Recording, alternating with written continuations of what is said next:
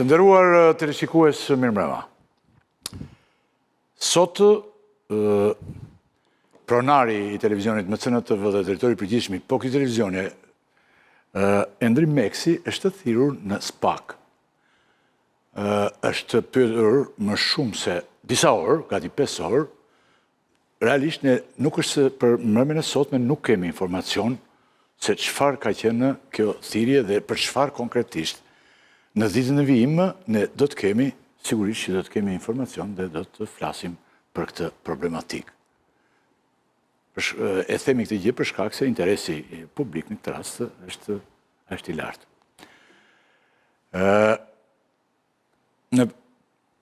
Ndërkohë në pjesën e parë të këtij emisioni, unë kam të ftuar zotin Blendi Fevziu.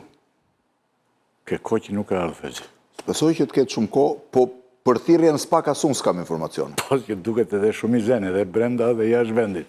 Se ty është gjë më e vështirë në botë të kapësh brenda. Po edhe po të kapësh brenda ke prap ngjeshje punësh, po jashtë kem shumë. Jo, po së fundi po udhtoj më shumë në Shqipëri. Por nuk ka patur dhe ngjarje aq të rëndësishme sa të jo vetëm nuk ka pasur ngjarje shumë të rëndësishme, po duket sikur ka vdekur pak dhe ky debati i përgjithshëm publik dhe besoj ju e ndjeni. Dikur për fenomenet caktuara kishte qëndrime. Po jo ne, dikush është interesuar që ta bëj këtë. Patjetër, po unë po them si është realiteti. E qartë. Por gjithsesi edhe kjo që ngjarje të rëndësishme, ngjarje fake, përveç doktorit tani që është shumë i rëndësishëm në media dhe del shumë herë ditën, ka vënë re ti, del që mëngjes herët edhe vazhdon vijon deri më vonë. Ai mbetet i rëndësishëm dhe ngjarjet që ai prodhon. Raportet që Berisha ka pasur me media dhe sidomos me televizionet janë të njëjta. Lideri Rama për shembull ai bën në jashtë tani, ka takime shumë të rëndësishme jashtë përgjithsisht. Ka shtuar dhe këtë leadershipin edhe një lider që operon dhe jashtë Shqipërisë. Do thoshe me përmasa europiane. Përmasa europiane dhe ndonjëherë dhe botërore. Me rast. Po, në rast për shembull me thonë te Trumpi po vajte ku do vesh, në Kinë, shko sa duash e këte. Pasi të largohet zoti Fevziu nderuar teleshikues nga studio, unë do të jem me zonjën Monika Kryemadhi dhe disa analistë të njohur për të folur për gjyqin që nisi sot në themel kundër Ilir Metës. Edhe zonjës Kryemadhi. Para Gabim Fevzi pash këte me gjithë eksperiencën që unë kam, ti e ke më të madhe eksperiencën sigurisht, po pashë jashtë kamerës në vend tjetër. Është dhe zonja Kryemadhi në gjyq, jo vetëm zoti Meta. Zotit Meta dhe zonjës Kryemadhi, po. Se ata mund t'i shkëmbejnë aty, befa, se që ndodhë me këtë vetë. Se ti etiketove vetëm Ilir Meta. Tani, me qenë se fola për doktorin, po nisim pikrish me Partinë Demokratike që ka mbajtur protest në radhës. Ditë e natë të thamë që është në punë. Ja, le të ndjekim me sinkron çfarë thotë për protestën e fundit të dasës 8 maj.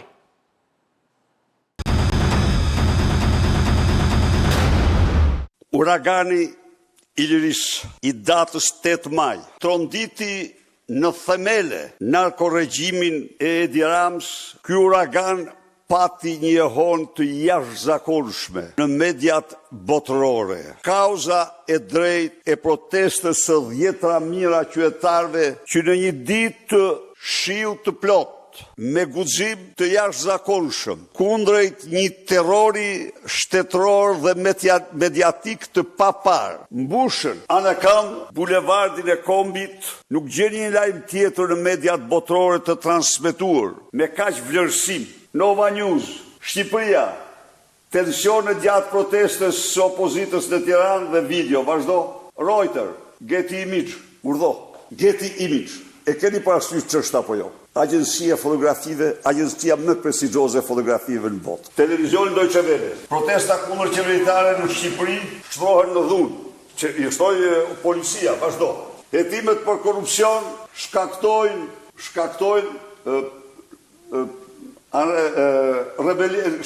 kryengritje paqësore. Se muan një fjalë aty, vazhdo.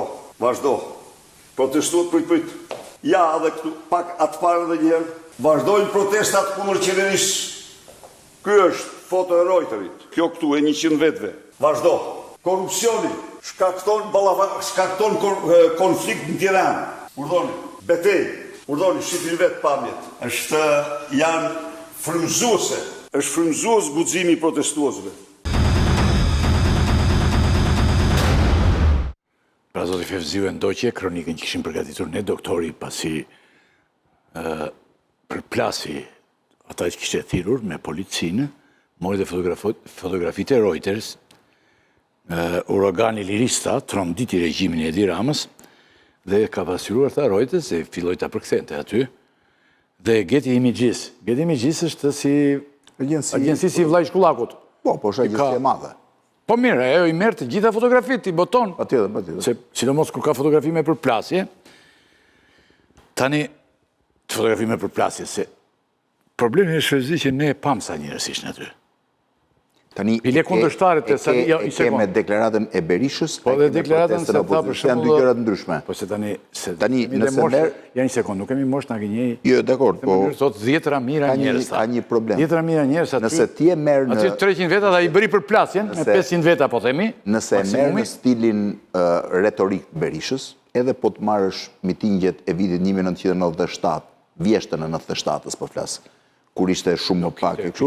Kishte goxhenjë. Po ja pak a shumë Berisha të njëjtin stil retorik përdorte. Nga trembja e dyta, gjithmonë frika se mos prisheshin, 97-ën kishte mitingje. Kishte, do të thënë, jo, fillim mitingjet kanë qenë me shumë pak njerëz, unë kam qenë vetë prezent kur fillonin tek sheshi Skënderbej. Pastaj u morën. Pra, kam kur filloi fushata. Flas 97 vjeshta. Kur Partia Socialiste fitoi 2/3 e parlamentit, kur Berisha ngeli vetëm në selinë e tij, ju e mbani mend në këto. Do të thënë, retorika e Berishës në përgjithësi me militantët e partisë është e njëjtë. Nëse ju merrni konferencën e shtypit para 2 protestave apo 3 protestave që mund të jenë më të mëdha, nuk është se Berisha ka përdorur fjalor tjetër. Gjithmonë ka thënë uragani blu, uragani njerëzve të lirë, dridhja e qeverisë, pra retorika e Berishës dhe vokabulari i Berishës është i njëjti në raport me këto. Problemi është nëse futemi te protesta mbet-vete dhe unë këtu kam një tezë time. Nuk i duket që na gënjen kështu tani. Ajo është retorika e tij, ai është ka pasur gjithmonë. Disa qindër. Po, këtë gjë mund ta kishte thënë edhe para 28 vjetësh 97, për shembull kur thoshte të njëjtën gjë. Sali Berisha është babai i mitingjeve këtu. Mitingjet që ka bërë Sali Berisha janë të panumur. Ylli nuk është një shoqëri. Të mëdha shumë. Tani me nëse ai përdor atë retorik, tani ka një problem. Partia Demokratike është futur, e ke parasysh që e ke celularin, që e ke flight mode, apo silent mode, apo nuk ka rëndësi. Partia Demokratike është futur në surviving mode. Do më thënë, mendon që gjithë filozofia e saj duhet jetë mbi jetesa. Berisha e ka deklaruar disa herë dhe jo vetëm ai po të drejtë. Berisha, jo Partia Demokratike. Berisha, lideri. Ka deklaruar gjithmonë që Partia Demokratike është ka hyrë thua ti në jetesë. Pse? Sepse ata pretendojnë. Në hapësirën e mbijetesës. Pretendojnë që mbijetoj. Po pra që të. Ja, kjo është një. Sepse ata pretendojnë, ma lër ta shpjegoj deri në fund, ata pretendojnë që Partia Demokratike është në një presion shumë të fortë, po e quaj politik, ekonomik, mediatik, dhe ti ke dëgjuar deklaratat e Berishës, që Rama ka kapur çdo institucion që nga presidenca e deri tek institucionet më bazike, dhe në këto kushte Berisha ka deklaruar që mbijetesa të mbijetosh, pra mos kapet opozita, është arritja më e rëndësishme për opozitën. Ka 2 mënyra se si opozita mund të funksionojë. O mbijetesa, për të ruajtur opozitën vetvete, ose të kthehet në një alternativë për të mundur qeverisjen. Me sa duket, për momentin Berisha pretendon që alternativa për të mundur qeverisjen është shumë e vështirë sepse qeverisja po godet vetë opozitën për të mbjetuar. Shiheni për shembull deklaratat që bën për Salianin. Berisha pretendon që Saliani është i futur nga Rama, që njerëzit e tjerë janë të futur nga Rama, që Rama kishte bler Bashën, që tentoi të shpartallonte dhe të asimilonte opozitën, dhe opozita është në surviving mode. Në surviving mode edhe mund ta bëjnë ose edhe me 50 veta, 100 veta mitingjet e të hënës për shembull masdite, edhe me 300 veta dhe me 3.000 dhe me 30.000, varësisht sa do afrohen aty.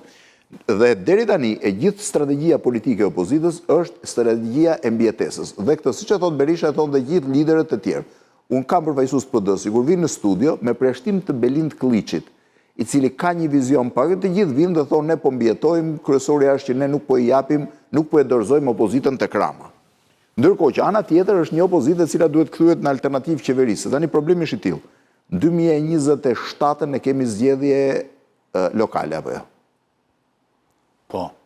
Në 2029 kemi zgjedhje të përgjithshme. Opozita duhet kthehet nga ajo mod e mbijetesës, duhet kthehet në mod të alternativës.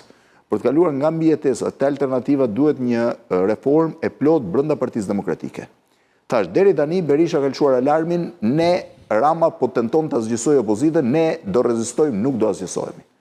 Në qoftë se do lëshoj parullën që ne jemi alternativë për pushtet, dhe do mundim Ramën dhe do qeverisim Shqipërinë, do ketë krejtësisht një retorik tjetër, një ofertë tjetër, një strategji tjetër që për momentin nuk e ka.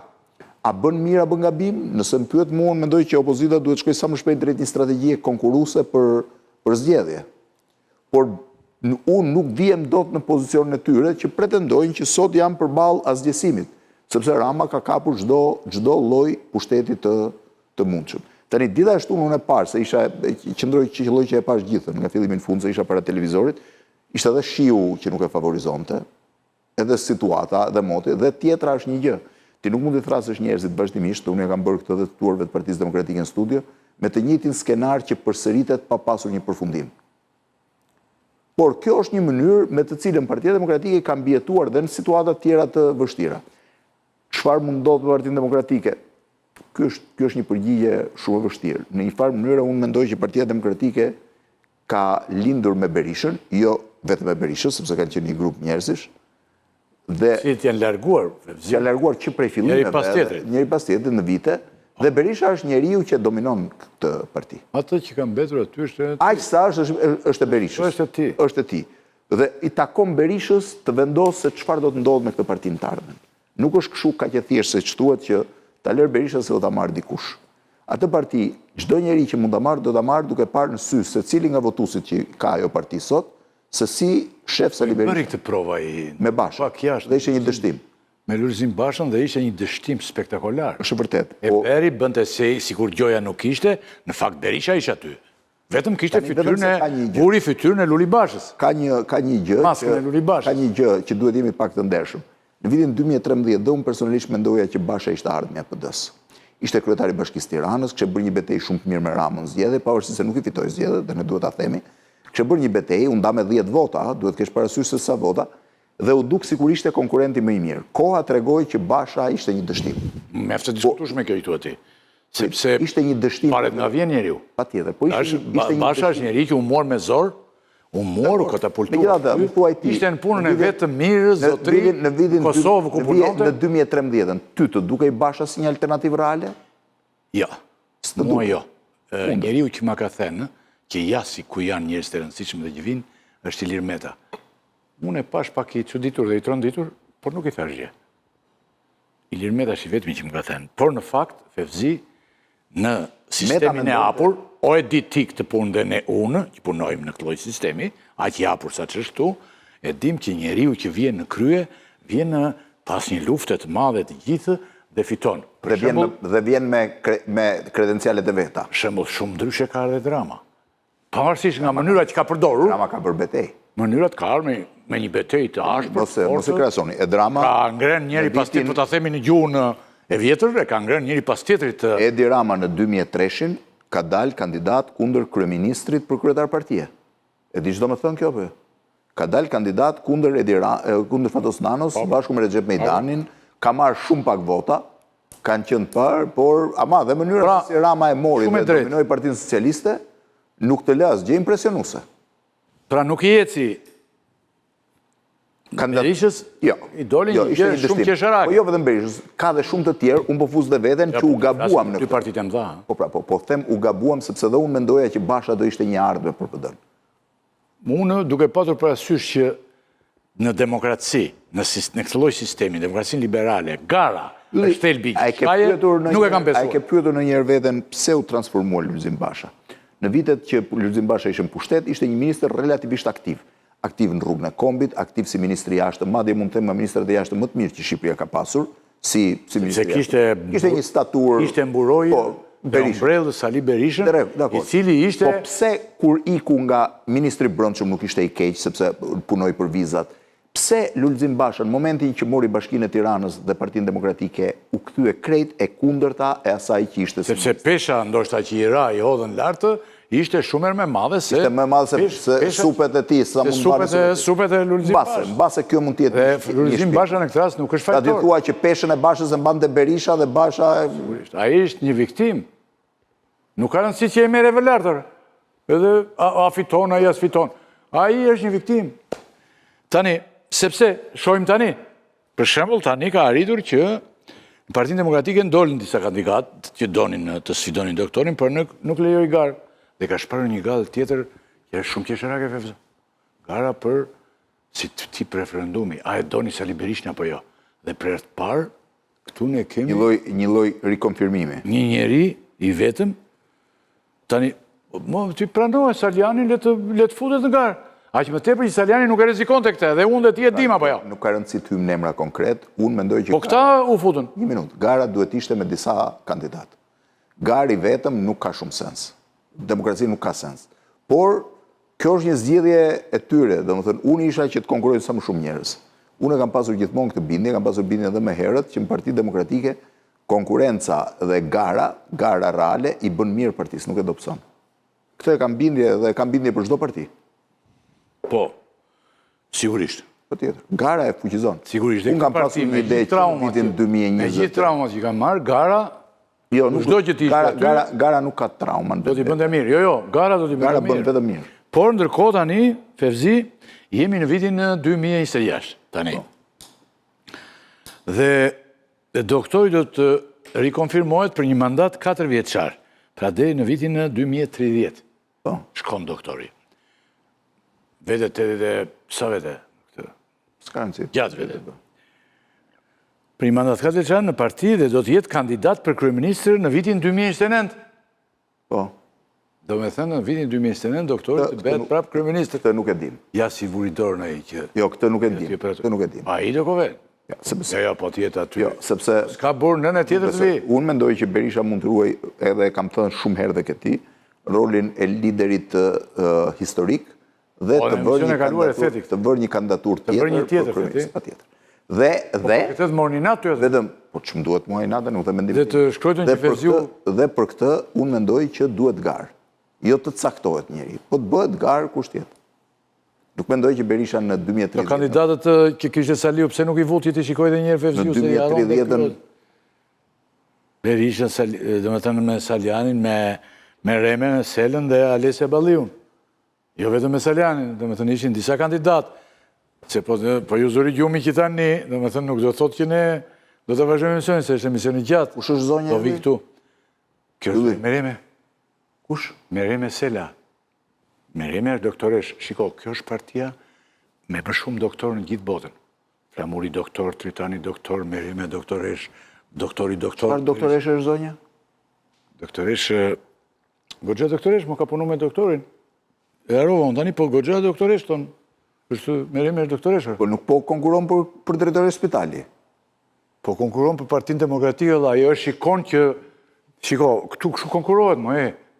Për shembull mund të ndodhë në një ditë që dhe vjerës time t'i vejmë mendja për Presidentin e Jo, Republikës. unë po kam një pyetje, po duat më japësh një përgjigje sinqert. Aha. E çmendura në, ç'do thoshte në këtë rast? Jo, ma jo do vinde me dru, do vinde në çdo zyrë dhe do thoshe dilni jashtë se këtu jam unë. Dhe do t'i mbante të gjitha detyra, si që kam, një njeri E mban mend të çmendurën në. Me çmendurën në që nuk po vjen për dallë për Tiranë. unë për Tiranë. Pra, ajo do të shkonte çmendurën në, do t'i kapte të gjithë zyrat. Po të garantoj një gjë që çmendurën në po të vinte nga viti 2004-2005 që e ke lënë ti në Shqipërinë 2025-26. Do të veroj fare. Do të veroj. Se për shembull në kryeministria e mund dhe kur doj se e drama nuk e gjen dot aty. Mitingje dhe doktorit i bënde ajo, i mbledh aq vetat. Ti kujton se çmendura nuk i mbledh aq. Ky i vetë Bajramit aty, i thot dil Bajrami jashtë, do dalë dhe Bajrami e gjitha ja ku i ke dhe këta të që i nxori. Pashe. Regjia pra, Kështu që ti bën mirë ta kthesh të çmendurën në prap në mund ta kthesh me video tani. thua që mund ta kthejmë prapë. Patjetër. Me video. Me video, po me video duhet vërtet një Me inteligjencë artificiale. Shmend këtë duash. Patjetër. Po mos nuk na lën këto e Jo, patjetër të lën. Ti mjafton ti japësh tekstin dhe çmendurën na në lën këto që bëjnë këto më. mund të ketë një sukses me shumë të inteligjencë madh. artificiale Mund që të ketë bëjnë- shumë sukses Shqipëri. Tani Fevzo kalojmë pak te qeveria. Po. E zhytur si thonë sot opozita në shumë skandale. Po. Si e shpjegoni tani që qëndrën këmbë dhe duket e pasfiduar nga asnjë forcë politike?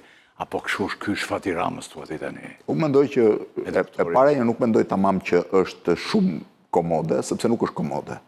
shqetësimi, frika, nuk e di ai takon këtë Partisë Socialiste, një pjesë tyre edhe nga fakti që nuk kuptojnë se çfarë mendon Rama, se është një parti që përpara ka pasur. Ai u thot aty në mbledhje edhe emërimet dhe Dhe me gjë, ajo ka qenë një parti që mirë ose keq, ju e keni njohur, ka pasur 10-15 personalitete. Je dakord apo jo? Po, pin kafe. Indieri Servet Plumbi që iku, kishte një balans, edhe Meta kishte një balans, Doklia. edhe Majko kishte një balans, Dokle kishte një balans, Meregjep Mejdani kishte një balans. Domethënë, ka qenë një parti, edhe Arben Malaj në fundit, apo Anastas Angjeli kishin personalitet. Pra ti shkoje dhe kuptoje.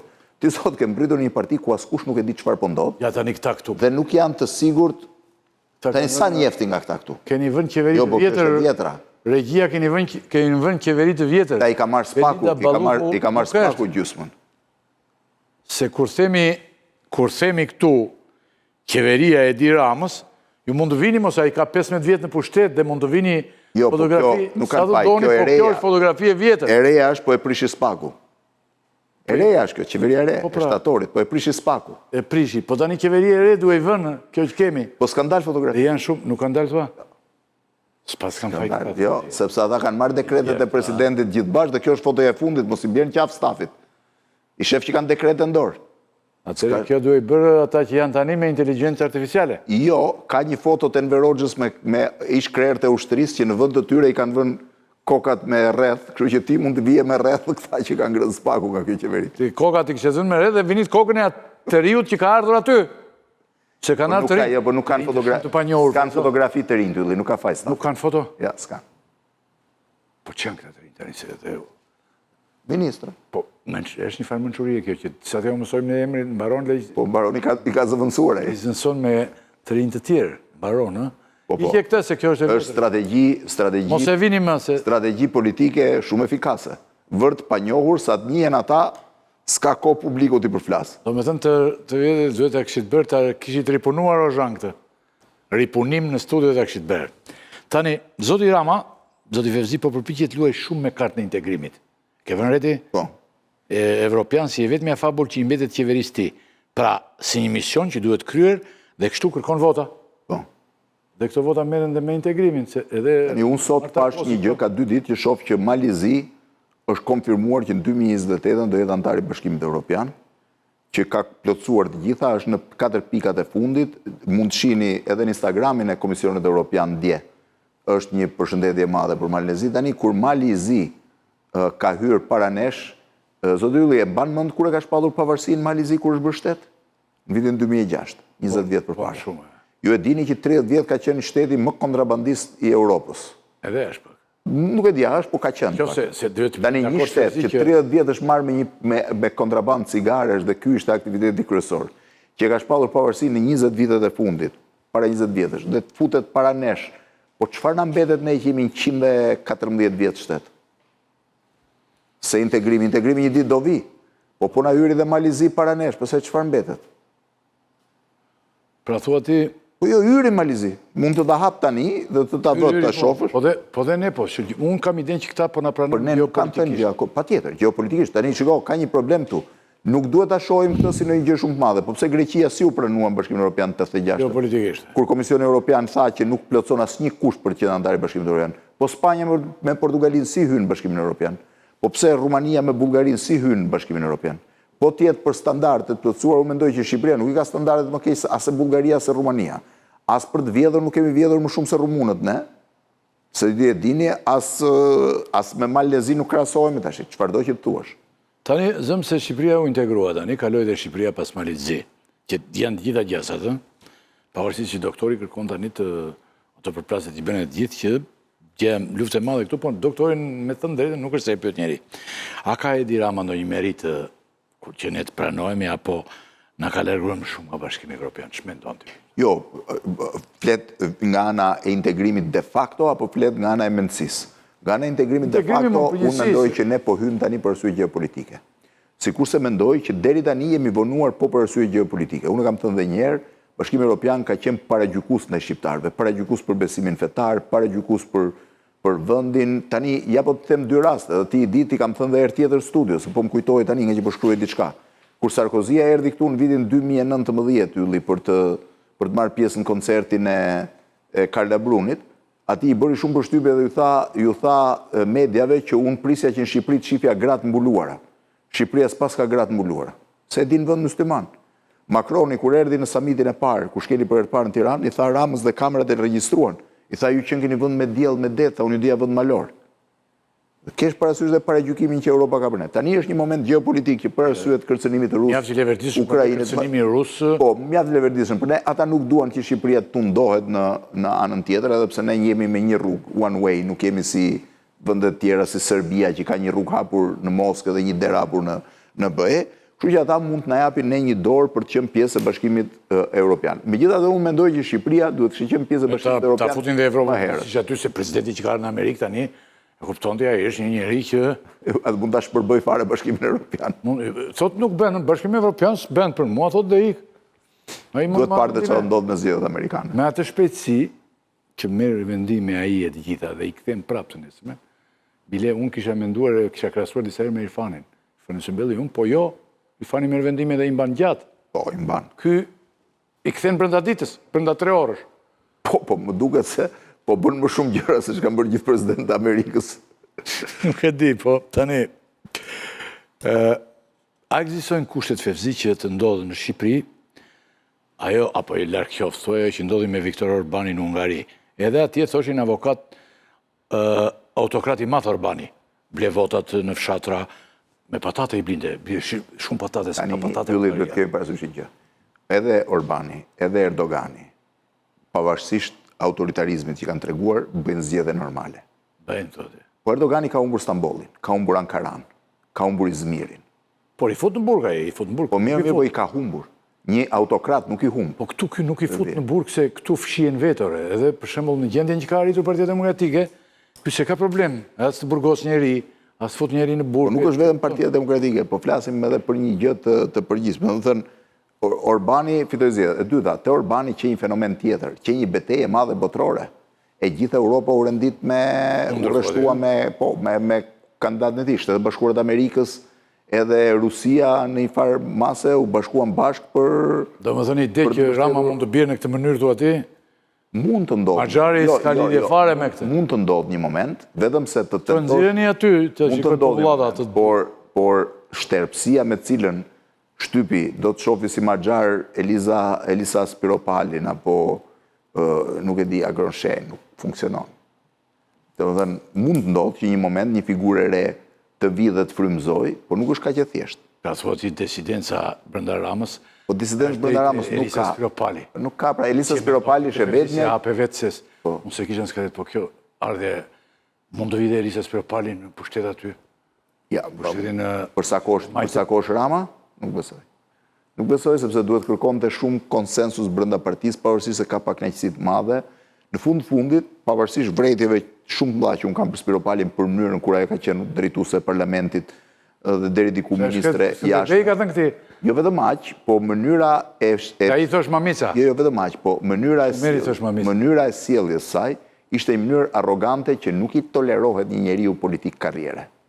Zakonisht, do kam thënë dhe një herë tjetër dhe kemi folur, arroganca ja kam thënë të zonjës Topalli një herë kur ishte kryetare e Kuvendit. Arroganca vjen o nga inteligjenca superiore, o nga budallëku. Tani në Shqipëri ti si e mendon, nga kush vjen? Nga inteligjenca superiore apo nga budallëku arroganca? Budallëku. Se kishte arrogancë Ismail Kadareja, po unë mendoj që i vinte nga një lloj inteligjencë superiore. Po arroganca që ne shohim për ditë në rrugë vjen nga budallëku, kështu që kur njeriu budallepset në momente të caktuara dhe kalon atë lloj arrogancë, megjithatë Elisa Spiropali po artikulon një sër idesh politike që kanë qenë aty dhe zguxon të thotë askush nga brenda, se nga jashtë thotë. Në mendimin e inteligjencës artificiale këto fevzite duken shumë të bukura apo jo? Jo, nuk besoj, unë kam përshtypjen kam një fotografi në kokë po nuk e them dot. Që është një nga kolegët tanë. Besoj. Dimon. Besoj. Po mirë bën ai, Dimon, e di dhe unë, e di bashkë e dim atë. Duket stilit shkruajturit. Ha? Është stili njeriu që ne njoh prej 40 vjetësh. Stili i njohur.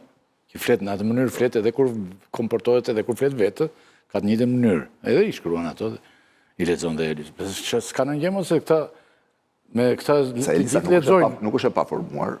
Sigurisht. Tani ta themi edhe një herë këtë, a është sot Sali Berisha një aset i vyer për Edi Ramën? Dhe pengesa kryesore për rotacionin, me thënë drejtën, Edi dhe Rama për nuk mos e zhvillimin. Unë ja u them në njerëz sa kur po bënim një debat këtu që ore aty është ulur dinozauri, ky. Që kemi majtës, doktori. Është ulur dinozauri dhe aty s'lidh gjë tjetër. Ai është aty ulur e të gjitha. E zhvillojmë debatin shpesh në studio. Analisti Bushati për shembull ka që pavarësisht opozitës në Shqipëri nuk mund të realizohet rotacion për shkak të bandave, mediave të kapura, oligarkëve me radhë. Por në fakt ky tani, nxjerrni edhe një herë, nuk e ka zënë vendin aty që është ulur. Tani, Edhe ky nuk është fare në Ylli nuk është vetëm me po me jo. Sepse unë ta them dhe njerë që... Është më Jo, po ta them dhe njerë që Berisha duhet zgjidhte një kandidat tjetër të garoj për kryeministër. Por unë mendoj që Berisha duhet jetë drejtues, po quaj honorifikit. Tjetë aty thua ti. Se po, sepse Ti po e tham vetë tjetër, kemi hapur fare. Se i tham, provoj Lulbashën dhe dështoj në mënyrë katastrofale. Berisha Ylli largohet me derë të mbyllur, rrezikon që Partia Demokratike të bëhet në 6 apo 7 pjesë. Je dakord me mua? Nëse ikën dhe mbyll derën, që së dërymë. Një e ka Gazibardi me atë. Bëhet 6-7 parti. Kështu që prania e Berishës aty për të ruajtur unitetin e asaj partie, aq sa është e rëndësishme. Por unë mendoj që Berisha duhet hap garë për një kryeminist tjetër. Një konkurrues për kryeministër, sa i mund të humbë zgjedhjet, mund ta atë Rama, nuk ka rëndësi. Por unë ta hap këtë tjetër nga familja apo jo? Po, edhe kjo mund të ishte një zgjidhje nëse do. Jo, mund të thëtë hapur, për shembull, se nga familja kanë futur më. Nuk e di. Edhe kjo, shiko, nuk mund të ishte një gjë. Unë kam thënë vazhdimisht, kam menduar që e vija ti nuk është pa formim politik. Por do ta lejosh. Ai ka thënë që është e drejtë e saj që të kandidojë edhe deri tani nuk kam parë ndonjë ambicie të saj. Me ka është doktori këtu në foto, se në vend që ta vini me Ramën e keni vënë me një kush është Fezoj aty? Në krasë se kuptojmë? Unë nuk i njoh më këto ylli as të pastra, jo flu. Okej. Tani, si mendon ti që zgjidhet ky ngjerë që ka Shqipëria edhe njërë, po duke parë në një kënd pak më ndryshe? Megjithëse unë kam bindjen time që të thash që aty është ulur elefanti në... S'është vetëm kjo, është kompleks. Pse nuk lindin dot forcat reja politike? Pse kemi mbetur ne me një klasë kaq të vjetruar? Edhe këto forcat reja që kemi me 1 apo 2 deputet duan të shfarosin fare duke vendosur prag shumë të lartë. 4% do vendoset pragu. Kjo të mbyllin në... Jo, tani i dish gjë. Me që më pyete për këto. Partit vogla me 1-2 deputet nuk i sjellin asnjë gjë të madhe vendit, se nuk janë rotacion. Janë një dekor për të thënë që ja ka demokraci dhe Ideja lapja që kemi... Dgjoj, në qoftë ne flasim për një forcë të re politike të modelit Maxharit, të modelit të Tsiprasit dikur me Sirizën, të modelit të 5 Stelle, ne po flasim për një parti që synon të fitojë përballë 2 partive të mëdha. Je dakord apo jo? Parti të vogla me 1 apo 2 deputet, derisa ato t'i bëjnë 70 deputet mund të kalojnë dhe 70 vjet. Qartë. Se ti thua e ban 2%, dakor e futen një deputet atë. Vitin tjetër futen 1/2. Mbas 4 vjetësh futen 2. Nuk ne po flasim për rotacion madh. Ne nuk kemi më kohë të presim 70 vjet. Po flasim me Maxharin që parti absolutisht. E vetmja formë që Shqipëri të ketë një ndryshim është që në një prej këtyre partive të vogla të arrijë frymëzimin që të mund të marrë nga PD-ja, nga PS-ja, nga të pavarurit për... Në qoftë se ti më flet tani për cicmice partish, të cilat të shërbejnë për një kolorit, po themi pluralist në parlament, duke pasur një deputet njëra, një deputet tjetra, tani shiko, ka një gjë. Në Shqipëri, në zgjedhjet e tjera, ka pasur njerëz me vokacion politik më të fortë se këta. Për shumë mund të them që Ben Blushi me librën në 2017 duke me goxha vokacion politik. Alianca Kuqezin 2013 me Kreshnik Spahiun duke me goxha vokacion politik. Je dakord apo si je dakord me mua? Asnjëra prej tyre nuk futi dot deputet sepse nuk ishte momenti. Ky momenti zgjedhjeve 2025-s, në qoftë se këta do kishin qenë lider të mirë, këta duhet kishin marrë nga 10-15 deputet, sepse kishte humbur besimit e PD-ja, që ishte shkalafitur nga lufta brendshme, kishte humbur dhe besimit e Rama. Në qoftë se ne do shkojmë zgjedhjet 2029, PD-ja do ketë problemet e saj të brendshme që s'vazhdojnë, që nuk zgjerohet. Rama do ketë problemet e tmerrshme me spakun, me mesazhet që po dihen, që tregon gjithë mekanizmin si funksionon ai shtet. Dhe këto parti marrin prapë nga një deputet, por çfarë na duhen? Pa partitë e vogla Po çfarë na duhen me një deputet? Çfarë mund të bëjnë me një deputet? Po kësa të mëdha të... Po prandaj po them duhet një parti që dalë, që të kthej... A më fole për fenomenin e Maxharit? A flasim sot ne për fenomene? Për shembull, Macroni i fitoi zgjedhjet presidenciale i vetëm... Pari thua këta duhet bashkoheshin apo jo? Se si është forma? A bashkohen këta? A krijohet një formacion politik? A bashkohen këta dhe zgjedhin një kandidat ekstra tyre? Se për shembull, mbaj mend kur ishin zgjedhjet për Tiranën. Ishte komike. Këta nuk binin dakord për një kandidat. Po sa i din, po si do ta mundin këta Ramën? Kur gjëja e parë që do bënin do thoshin, ne jemi të ndryshëm, ne se duam njëri tjetrin, Po ne duam që Rama të bjerë, apo jo? Për të rrëzuar Ramën, këta mund të dalin dhe të zgjedhin një kandidat fare jashtë këtyre, zoti Rakipi. Mund të dalin dhe të thonë, për shembull, nuk ka rëndësi, Andi Bushatin do kandidojmë, po themi njeri që nuk duket, jo njeri që merret për ditë me politikë. Për sa kohë ti s'ke maturite këto? Për çfarë pret? Për çfarë? Në qoftë se nga një deputet kalon në 2, kjo nuk është zgjidhje për vendin. Qartë.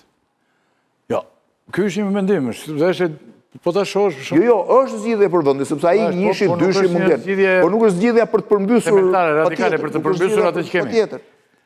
Kemi patur Fevzi, të mbetemi pak minuta dhe këtu disa zhvillime nga drejtësia. Po.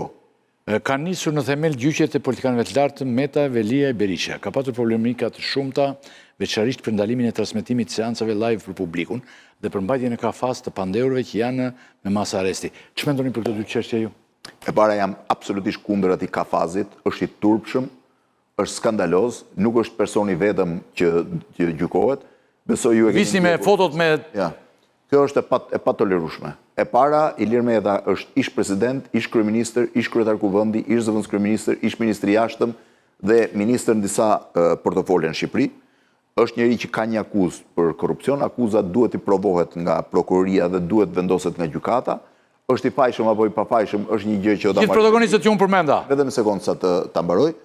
Është e patolerueshme që jo vetëm Meta. Është e patolerueshme të sillesh në këtë mënyrë. Besoj ju e keni ndjekur gjyqin, kur ish presidenti i Francës Nicolas Sarkozy u shkoi për në Burg, së bashku me bashkëshorten për krau, takoi, e njëjta kjo ishte pak më pak sepse ishte çështje gjykatën administrative, ku ishte nuk ishte në SPAK. Kështu që unë mendoj ky kafazi është i patolerueshëm, njerëzit kanë personalitetet e tyre, as janë kriminal të rrezikshëm, as janë njerëz që përbëjnë në një kërcënim për sigurinë publike, nuk kam pse mbahen aty. E dyta, unë kam dhe një bindje tjetër. Për transmetimin live Fevzi për shkak. Për transmetimin live Po të një sot, shiko sa e turpshme ishte.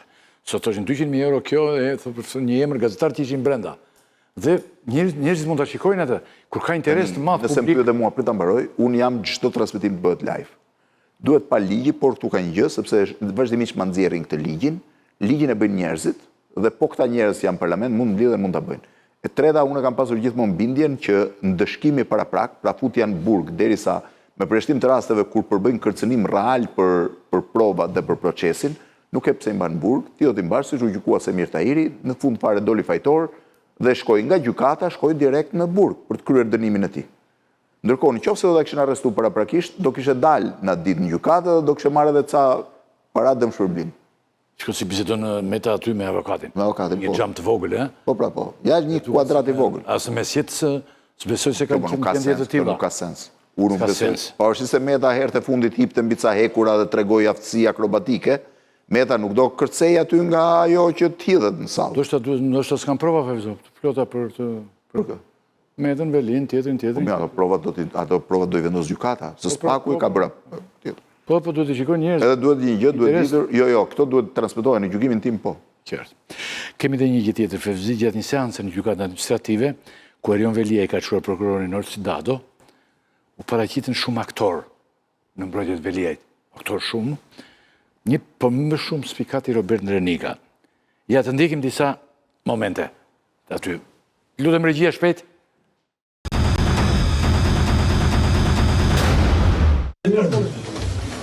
Është mbeti vjeto jonë.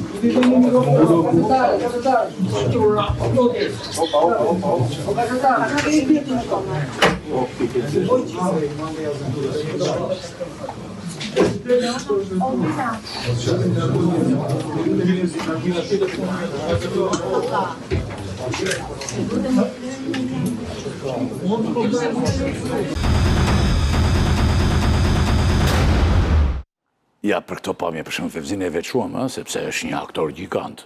Me përmasëm tha që edhe ti dhe unë e respektojmë, të gjithë e respektojnë, gjithë populli shqiptar, se duke si një propagandë. Aktorët, këta aktorë, për shumë nuk paraqiten në gjyqin e Veliajt, a i zvete as vetë, po vete në gjyqin ku akuzohet për korrupsion Orsi Dado. Orsi Dado vajti aty tani dhe i tha ta bëjun burgun. Po s'ka burg, nuk dënohet Veliaj për Orsi Dadon. E para njerë që Robert Ndrenika mund të shpreh deklarata pro Erion Velis dhe në mbështetjet e Erion Velis është normale, është zgjedhja e tij. Zgjedhja e një teatri të tillë në gjykat, në gjykimin tim është e papranueshme. Ngjan si një cop filmi Kinostudios Shqipëria e Re dhe pa sens. është e drejta e Robert Nrenikës të mbaj qëndrim, është e drejta ti, njerëzit mund ta gjykojnë se ti kur mban qëndrim edhe ju, nëse flisni këtu kundër Berishës apo kundër Ramës, njerëzit ju gjykojnë pro apo kundër. Nëse mban, e ke videon, do më thënë, dhe ti thuash që unë do vi të bëj burgun vëndet tënd, nuk është normale, sepse burgun e bën personi, në burgjet shqiptare nuk ka bedel, burgun e bën personi që dënohet, nëse dënohet, se mund dali dhe i pafajshëm. Dhe që kjo është pastaj një skenë, është e drejta ti të mbroj këdo, është e drejta ti të jetë... Ska dyshim. Por teatraliteti dhe skenat tilla nuk kanë... Dhe nuk ishin në gjyqin që ka Velie. Në gjyqin kundër Velies, ishte në gjyqin ndaj Olcita. Në gjyqin nuk dënohet aty, nuk dënohet e në Veliu. Sepse ka një problem, në SPAK nuk mund të hynë. Në SPAK nuk mund të hynë. Nuk mund të hynë në gjyqin e gjykatën. Nuk mund të hynë në gjyqin? Ja. Po si ka mundsi? Po syet, shkoti, hynë do të ndjekësh gjyqin e Ilir Metës. Gjykat. Të më thënë Velia e akuzohet për korrupsion, jo Olcita do. Po. Se unë duket e thash... Jo, në rregull. Mëse thash gabimun si kur akuzohet Dado. Në rregull. Në rregull. Pra thua si tani kjo është një si sfilat, që bëhet. Më është pas sen, sepse është e drejta e thash edhe një Robert Nrenikës, dali konferencë shtypit, thotë që unë mbështes Erion Velin, e konsideroj të pafajshëm, dhe i pafajshëm duhet konsideruar derisa të ketë një vendim gjykate, po skenat të tilla duhen kursyer. Nuk i bëjnë mirë askujt. As Veliajt vetë. Fevzi përfundimisht tani si shkon ky halli ynë, ja dhe po vajtë në Bashkimin Evropian e të gjitha thua. Ky halli ynë ka një shprehje të vjetër të Fari Balliut që shpeshherë ju ma thoni, dhe besoj në thelb ky është, unë mendoj që se Fariu më mos e thuaj tha, se kam thënë unë tha, unë kam bërë 40 libra tha dhe ti nuk... Do shta ka thënë njëri tjetër, ha? Që në këto 36 vjetë, por ajo është shumë... Jo, s'ka rëndësi. Ta themi, ta themi me iniciale. Jo, s'ka që. Në këto 36 vjetë, unë nuk kam pa një shoqëri... Si duken gjërat ta, me ndër një më i madh dhe gjithë të mirat. Pra është ai aty, i madh, dhe pastaj janë të gjitha të mirat. Këto 36 vjetë, dhe këto 36 vjetë, unë mendoj që është ndoshta situata më e pa qartë, më e pa motivuar, e thamë dhe për shembull kjo që ndodhi me Robert Nrenikën, minimalisht do kishte reagime, mbaj mund Lubonja bënte i shkrim për rolin e intelektual në angazhuar apo jo. Sot s'reagon asnjëri, ka vetëm osharje o lëvdata. Osharje o lëvdata. Nuk ka më analizë, nuk ka më njerëz që të reflektojnë, nuk ka më raport me kujdesin ndaj gjës, është çdo gjë kaotike. Pra edhe duam dhe s'duam në Fevzi, kjo ka mbetur, duam ta themi me nder një më i madh dhe gjithë të mirat. Mbushur vendi me gjithë të mirat. Po mbi të gjitha është ai. Fevzi tani, unë mendoj që duhet të liroj unë ty tani, se ti do shkosh çfarë ke sot ti? Këtë çështjen e Nrenikës, po jo për të. Personalisht e kam raporti intelektualit në një shoqëri. Raporti intelektualit në shoqëri. Dhe si duhet sillet në shoqëri, ndikon, sepse për shembull çiko, po të marr një shembull i fundit. Intelektuali sa vjen dhe po forcohet në. Jo, po marr një tjetër. Për shembull, ka pasur intelektual të mëdhenj, të cilët kanë pasur probleme reale me fëmijët e tyre, për shembull. Prindit e fëmia ka dashuri të pakushtëzuar. Fëmia mund të jetë vrasës, fëmia mund të jetë trafikant, prindi e do se e ka fëmijë, kupton?